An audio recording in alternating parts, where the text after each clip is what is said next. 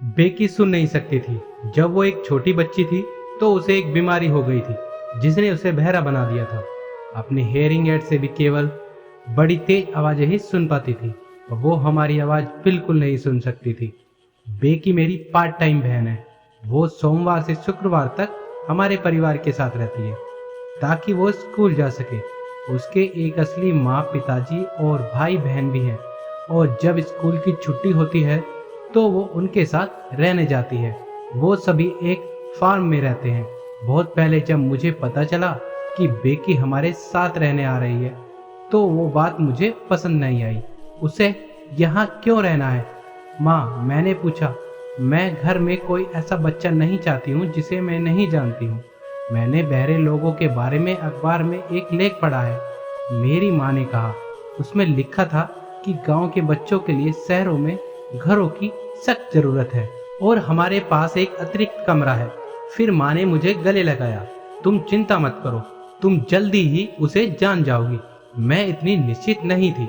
वो अतिरिक्त कमरा मेरे भाई और मेरे खेलने का कमरा था। अब वो बेकी के लिए एक बेडरूम बना दिया गया था। हम में से किसी को भी यह बात पसंद नहीं आई और भला मैं उसे कैसे जान सकती थी। वो तो बहरी थी।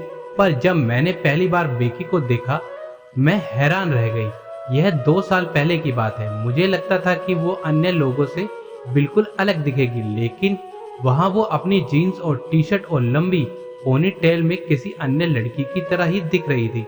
अगस्त का महीना था जब वो अपने माता पिता के साथ हमारे परिवार से मिलने आई। वो पहले तो डर गई, मैं भी डर गई, लेकिन उसके माता पिता और मेरे माता पिता के कुछ समय मिलने के बाद बेकी और मैंने एक दूसरे को देखा। मुझे विश्वास नहीं हो रहा था कि वो बहरी थी। फिर मैं कमरे में गई। क्या तुम खेलना चाहती हो, मैंने उससे पूछा। उसने कोई उत्तर नहीं दिया। उसने ठीक मेरी तरफ देखा और वो थोड़ा सा मुस्कुराई, लेकिन वो कुछ नहीं बोली। मुझे बहुत अजीब लगा। मुझे नहीं पता था कि मुझे क्या करना चाहिए, इसलिए मैं कमरे से बाहर निकल आई कि स्कूल खुलने के एक दिन पहले हमारे साथ रहने आई। वो अपने माता पिता और अपने 5 भाई बहनों के साथ एक कार में आई। उन सभी ने बेकी का सामान उतारने में मदद की। मैंने उसे गैरेज से देखा। बेकी बिल्कुल नहीं मुस्कुराई। उसके बड़े भाई बहन उसे 2 बार गुदगुदी की और उसकी छोटी बहन उसे टॉफी दी। सभी ने उसे गले लगाया और उसे अलविदा कहा, लेकिन बेकी बिना हिले डुले वहीं खड़ी रही। मुझे लकड़ी के ढेर पर एक फ्रीबी मिली और मैं उसे बाहर लेकर आई। क्या तुम खेलना चाहती हो, मैंने पूछा। मैंने फ्रीबी को ऊपर उठाया ताकि वो मुझे समझ सके। हमने थोड़ी देर फ्रीबी खेली। फिर मैंने अपने स्टॉल ढूंढे और बेकी को उन पर चलने में मदद की। बेकी उन पर तुरंत चलने लगी। इससे पहले कि वो गिरती, वो ड्राइववे पर नीचे गई और फिर वापस आई। फिर उसने ठीक मेरी तरफ देखा और वो मुस्कुराई। उसने अपनी जैकेट के जेब में हाथ डाला और एक लंबे फंदे बंधी एक मजबूत डोरी निकाली। उसने अपने हाथों में डोरी डाली और वो इसे उधर उधर घुमाने लगी। उसने डोरी से एक सुंदर क्रॉस डिजाइन और एक जिग जैग का नमूना बनाया। मैंने वैसी चीज पहले कभी नहीं देखी थी। फिर बेकी ने डोरी उतारी, मुझे थमा दी। वो मुस्कुराई और उसने फिर डोरी की और इशारा किया। मैं डोरी का खेल खेलना चाहती थी, लेकिन मुझे नहीं पता था वो कैसे खेला जाए। मैंने अपने कंधे उचकाए। बेकी ने डोरी मेरे हाथों पे रखी और मुझे दिखाया कि मुझे क्या करना चाहिए। मेरे लिए बेकी का आसपास होना वास्तव में बहुत अच्छा था, खासकर बरसात के दिनों में। फिर हम चित्र बनाते या जिम्नास्टिक करते थे। कभी कभी हम कठपुतलियों बनाते थे या फिर पिताजी की चॉकलेट केक बनाने में मदद करते थे। हमने डोरी के खेल भी खेले। बेकी ने मुझे ढेर सारे डिजाइन बनाकर दिखाए। कुछ हमने एक साथ मिलकर बनाए। इसे कैट्स क्रेडल कहते हैं, मेरी माँ ने कहा जब मैंने उन्हें उस खेल के बारे में बताया जो बेकी ने मुझे सिखाया था। यह एक बहुत पुराना खेल है और उसमें सभी डिजाइनों के अलग अलग नाम हैं। जिस एक चीज में हमें परेशानी होती थी वो थी बातचीत करने में। फिर बेकी ने स्कूल में सांकेतिक भाषा सीखनी शुरू की। उसने अपने हाथों से बात करना सीखा। उसने शब्दों को हिज्जे करके बताना सीखा और उसने एक समय में पूरे शब्द भी बताने सीखे। मेरे माता पिता ने भी साइन लैंग्वेज सीखी और उन्होंने मुझे भी साइन लैंग्वेज सिखाई। इससे बहुत मदद मिली क्योंकि तब हम सभी लोग बेकी से बात कर सकते थे। बेकी ने होठ पढ़ना सीखना भी शुरू किया। हम बिल्कुल उसके सामने देखकर बोलते थे और उस समय सांकेतिक भाषा में बात भी करते थे। कभी कभी स्कूल के बाद बेकी मेरे और मेरे दोस्तों के साथ किक बॉल और इक्कड़ दुक्कड़ खेलती थी। आमतौर पर यह खेल ठीक चलते थे, लेकिन कभी कभी मैं बेकी पर गुस्सा हो जाती थी। जब किसी खेल के नियम कठिन होते हैं और वो उन्हें संकेतों में नहीं समझा पाती थी तो बेकी परेशान होकर रोने लगती थी, पर फिर भी वो उस खेल को खेलना चाहती थी। तब मेरे दोस्त बहुत गुस्सा होते थे। उसे खेल से बाहर निकालो, वो कहते थे। वो खेल में बहुत गड़बड़ कर रही है, माँ के पास घर जाओ। अंत में मैं बेकी से कहती थी नहीं, वो वापस खेलना चाहती थी। मैं खेलना चाहती हूँ। वो जोर से रोती थी। फिर या मैं उसे घर ले जाती थी या फिर माँ लड़ाई सुनकर बाहर आती थी और उसे ले जाती थी। चूंकि बेकी सुन नहीं सकती थी, इसलिए वो अपनी आवाज भी नहीं सुना पाती थी। वो कभी कभी तेज आवाजें करती थी, लेकिन उसे इस बात का बिल्कुल पता नहीं होता कि वो ऐसा कर रही है। एक दिन हम पुस्तकालय में थे, पिताजी, बेकी और मैं। तब बेकी ने बैसाखी पर एक आदमी को आते देखा। उसे देखकर वो इतनी उत्सुक हुई कि वो उसकी ओर इशारा करने लगी। क्या उस आदमी को चोट लगी है? उसने इशारे से पूछा। फिर उसने जोर जोर से चीखना चिल्लाने की आवाजें की। पूरी लाइब्रेरी में लोग उसे घूरने लगे। चुप कहने से कोई फायदा नहीं हुआ। बेकी को यह पता ही नहीं था कि वो आवाज कर रही थी, क्योंकि मेरे पिताजी ने उस आदमी को समझाया और फिर हम वहां से चल दिए। हमने कार में इसके बारे में बात की। बेकी और मैं भी बहुत कुछ कहना चाहती थी।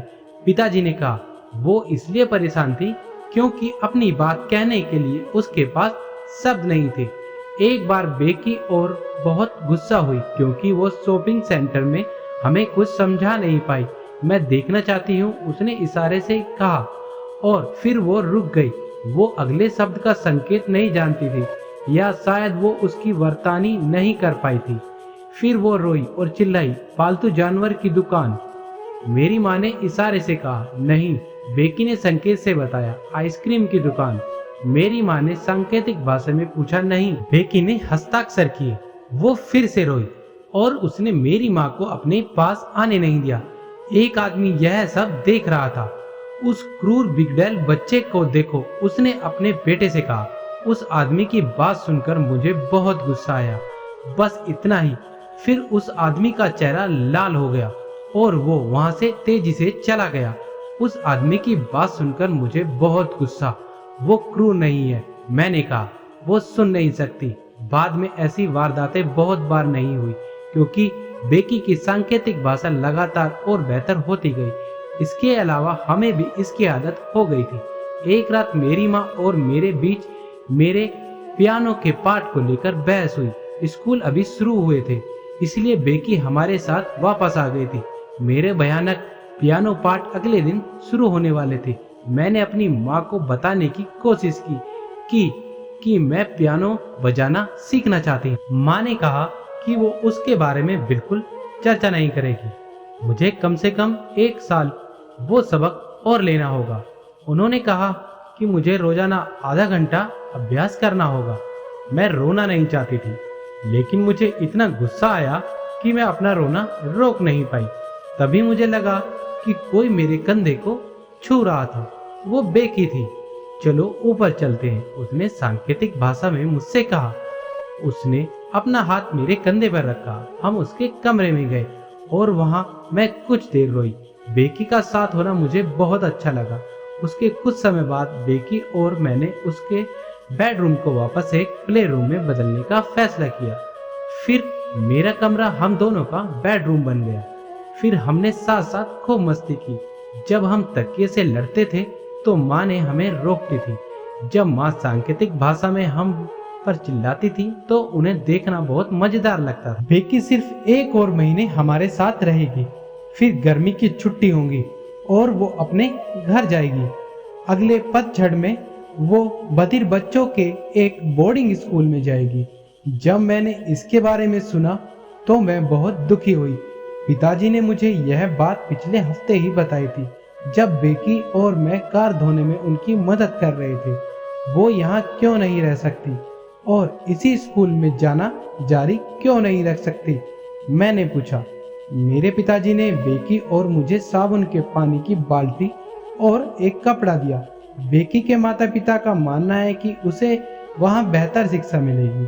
पिताजी ने मुझे समझाया, लेकिन चिंता मत करना, हम हमेशा बेकी के दोस्त बने रहेंगे। लेकिन बेकी लगभग मेरी बहन है, मैंने उनसे कहा। उस रात हमारे कमरे में बेकी और मैंने सांकेतिक भाषा का प्रयोग करते हुए खूब बातें की। मैंने सोचा कि मुझे उसकी बहुत याद आई। मैंने उससे कहा कि वो यहाँ वापस आकर हमसे जब चाहे मिल सकती थी। हमने इस बारे में भी बात की कि उसका नया स्कूल कैसा होगा। फिर हमने अपने नाइट गाउन पहने और हम बिल्ली के साथ खेलने लगे। तभी माँ कमरे में आई। अब सोने का समय है लड़कियों, माँ ने सांकेतिक भाषा में हमसे कहा। फिर हम अपने बिस्तर पर आ गए और माँ ने बत्ती बुझा दी। फिर मैंने हर रात की तरह बेकी का हाथ अपने हाथ में पकड़ा। शुभ रात्रि, मैंने उसके हाथ में संकेतों से लिखा, अच्छे से सोना। बेकी ने हाथ के संकेतों में जवाब दिया, शुभ रात्रि, गुड नाइट।